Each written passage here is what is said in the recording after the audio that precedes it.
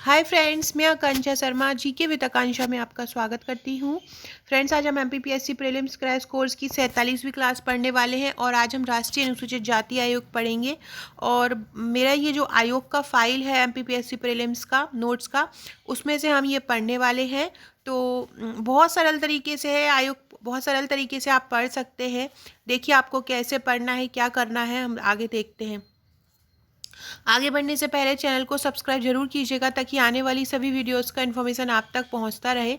इसके अलावा फ्रेंड्स, ये हमारे मध्य प्रदेश करंट अफेयर की मासिकी है, मासिक पत्रिका है जो दिसंबर 2021 की है। मतलब ये 20 नवंबर से 31 दिसंबर तक कवर है, आप ले सकते हैं। इसके अलावा ये हमारे भारत और विश्व की यादें हैं, जिसमें जो जनवरी 2020 से दिसंबर 2020 तक कवर है।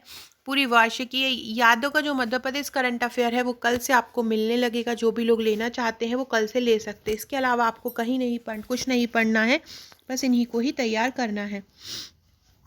आप देख सकते हैं कितने सरल तरीके से मैंने ये अनुसूचित जाति आयोग, इसी तरह से मैंने सभी आयोग को कवर किया है। और इस तरह से पढ़ने से क्या कोई भी चीज़ सरल पैटर्न में लिखी मिल जाती तो पढ़ने में बहुत आसानी होती है और हम एक बार में ही उसको याद कर सकते हैं। तो चलिए स्टार्ट करते हैं। भारतीय संविधान सामाजिक क्रांति का एक दस्तावेज तथा सामाजिक न्याय का एक उपकरण है। ये इसकी ही एक वो लाइन है कि वर्ष 1978 में कैबिनेट प्रस्तावों द्वारा एक गैर सांविधिक अनुसूचित जाति एवं जनजाति आयोग की स्थापना की गई। देखिए अभी ये साथ में बात कर रहे हैं, अलग की बात नहीं कर रहे हैं जाति और जनजाति की। 1978 में एक कैबिनेट का प्रस्ताव आया जिसके तहत क्या हुआ कि अनुसूचित जाति और जनजाति आयोग की स्थापना हुई। 65वें संविधान संशोधन 1990 के द्वारा एससी एवं एसटी हेतु, मतलब अनुसूचित जाति और जनजाति के लिए एक बहुसदस्यीय एससी एवं एसटी आयोग की स्थापना की गई। बहुसदस्यीय एससी और एसटी आयोग की स्थापना की गई, मतलब 65वें संविधान, ये तो प्रस्ताव में बात की गई कि 1978 में गैर सांविधिक, मतलब तब संवैधानिक नहीं थी, गैर सांविधिक थी। लेकिन 65वें संविधान अनुसंशोधन 1990 के द्वारा एक बहुसदस्यीय एससी एवं एसटी आयोग की स्थापना की गई। ये की गई है 65वें संविधान संशोधन, मतलब ये सांविधिक हो गई थी। और गैर सांविधिक कब की गई थी? 1978 में। ये दोनों पॉइंट याद रखिएगा, 1978 में गैर सांविधिक और 65वें संविधान संशोधन 1990 के तहत संवैधानिक रूप से एससी और एसटी आयोग की स्थापना की गई, मतलब अनुसूचित जाति और जनजाति आयोग की स्थापना की गई। 89वें संविधान संशोधन 2003 के द्वारा अनुसूचित जाति एवं जनजाति आयोग को पृथक कर दिया गया। 89वां जब संविधान संशोधन जब आया 2003 का, तो उसमें दोनों अनुसूचित जाति और जनजाति आयोग को अलग कर दिया। यह और यह एक संवैधानिक संस्था है। ये क्वेश्चन आते हैं किस प्रकार की संस्था है। तो 65वें संविधान संशोधन 1990 के द्वारा एससी एवं एसटी हेतु एक बहुसदस्यीय एससी एवं एसटी आयोग की स्थापना की गई। तो ये ध्यान रखिएगा, 1978 में गैर सांविधिक, 65वें संविधान संशोधन 1990 के द्वारा दोनों को मिलाकर एक संस्था की स्थापना की गई। और 89वें संविधान संशोधन 2003 के द्वारा दोनों आयोग को अलग कर दिया गया। ये जो संशोधन है ना, ये जरूर बहुत अच्छे से याद रख लिएगा कि किस संविधान संशोधन में दोनों को अलग कर दिया। तो 89वें संविधान संशोधन में 2003 में दोनों को अलग कर दिया।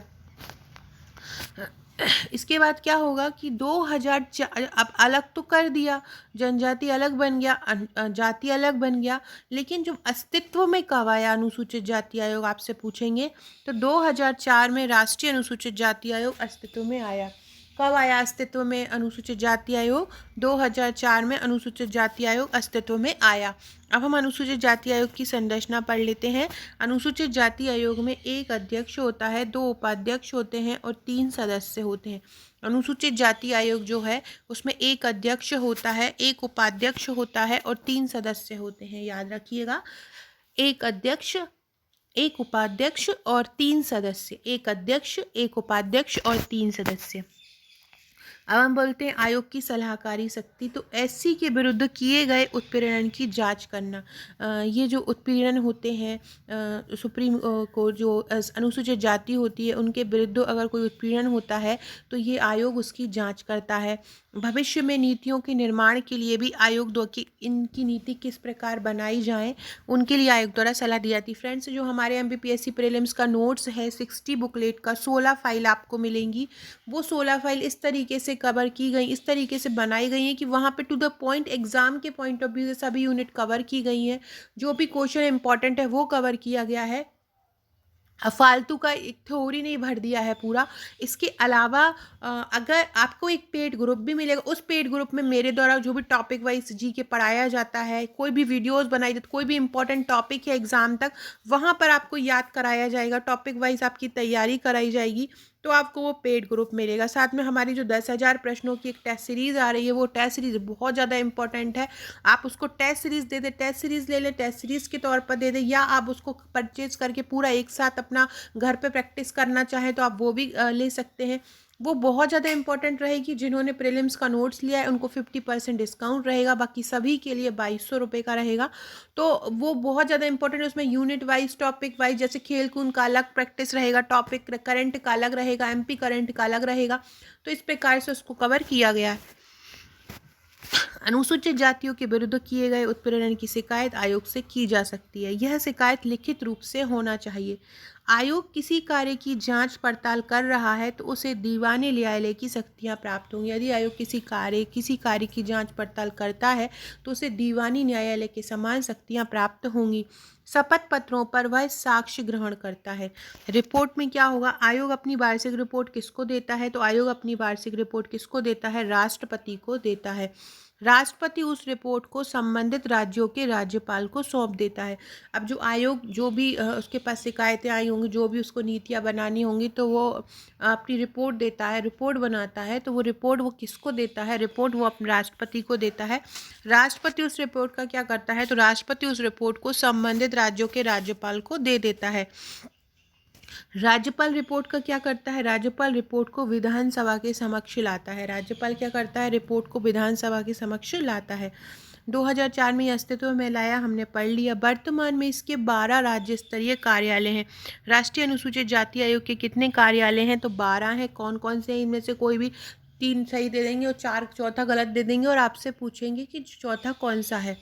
तो चंडीगढ़, तमिलनाडु, गुजरात, उत्तर प्रदेश, बिहार, सिक्किम, केरल, महाराष्ट्र, असम, तेलंगाना, पश्चिम बंगाल, कर्नाटक, ये राज्य स्तरीय कार्यालय हैं अनुसूचित जाति आयोग के। इससे संबंधित प्रमुख प्रश्न, पहला है राष्ट्रीय अनुसूचित जाति आयोग किससे मिलकर बना होता है, तो एक अध्यक्ष होता है, एक उपाध्यक्ष होता है और 3 सदस्य होते हैं।